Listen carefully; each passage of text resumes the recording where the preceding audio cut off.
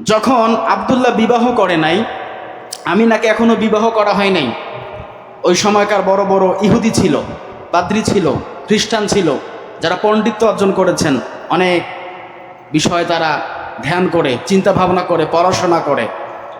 তো দেখা গেল যে নবী আসবে হাশেম বংশ থেকে, আব্দুল্লাহর বংশ থেকে।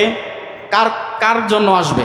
যখন খাজা আব্দুল্লাহ যখন রাস্তা দিয়ে চলাফেরা করতেন, তো আব্দুল্লাহর ওই কপালের মধ্যে একটা নূর দেখা যেত, যেখানে আখিরি নবীর পয়গাম পাওয়া যায়, চিহ্ন পাওয়া যায়, নূর দেখা যায়।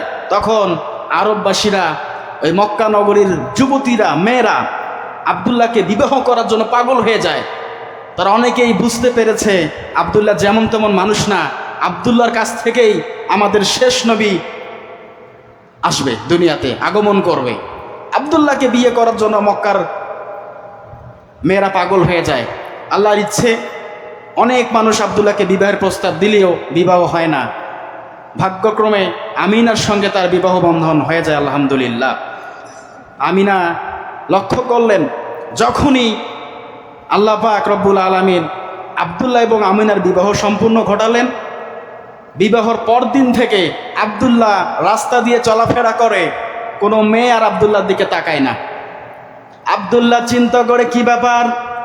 বিয়ের আগের দিনেও মক্কার অনেক মেয়েরা আমার দিকে তাকাতো, আমাকে বিয়ে করার জন্য প্রস্তাব দিত, কত মেয়ে আমাকে বিয়ে করার জন্য উঠে পড়ে লেগেছিল। আমার বিয়ে হয়ে গেল, কি ব্যাপার? মেয়েরা আমার দিকে তাকাচ্ছেও না, কারণ কি? ওই সময়ের বড় বড় লিডার ছিল, একজন পাদ্রী ছিল, মক্কায় হজ করার জন্য আসে নাই, ব্যবসা করার জন্য তিনি এসেছিলেন।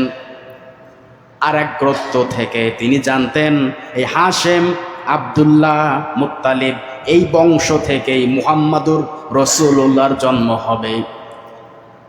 চিহ্নিত হয়ে গেল, কেন মেয়েরা আব্দুল্লাহর দিকে তাকায় না? ঘটনা কি? সব মেয়েরা জানে, যারা বুঝতে পেরেছিল। আব্দুল মুত্তালিব বলে, সন্তান, তোমার দিকে তাকাতো এমনি এমনি তাকাতো না। যে মেয়েরা আশা নিয়ে তোমার দিকে তাকিয়েছিল, তারা জানে আব্দুল্লাহর কপালের মধ্যে একটা নূর দেখা যায়। আব্দুল্লাহর সঙ্গে যেই মেয়ের বিবাহ হবে, সেই মেয়ে আখিরি নবীর মা হতে পারবে। সুবহানাল্লাহ। সবার কি ভাগ্যে সবকিছু জোটে বলেন? আল্লাহ পাক আমিনাকেই কবুল করেছেন।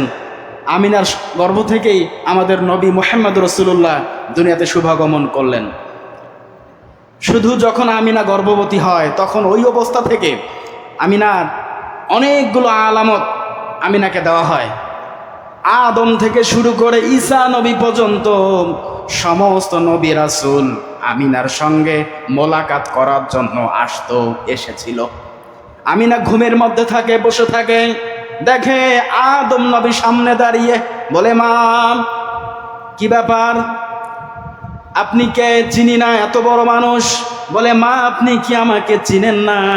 আমি দুনিয়ার প্রথম মানব, হযরতে আদম।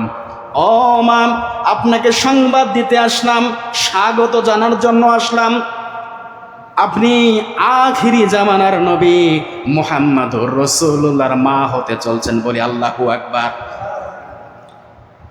এভাবে প্রত্যেকটা নবী আমিনার সঙ্গে সাক্ষাৎ করার জন্য এসেছিল। বিবি মরিয়ম এসেছিল, ঈসা এসেছিল, ইদ্রিস আলাইহিস সালাতু ওয়াস সালাম এসেছিল।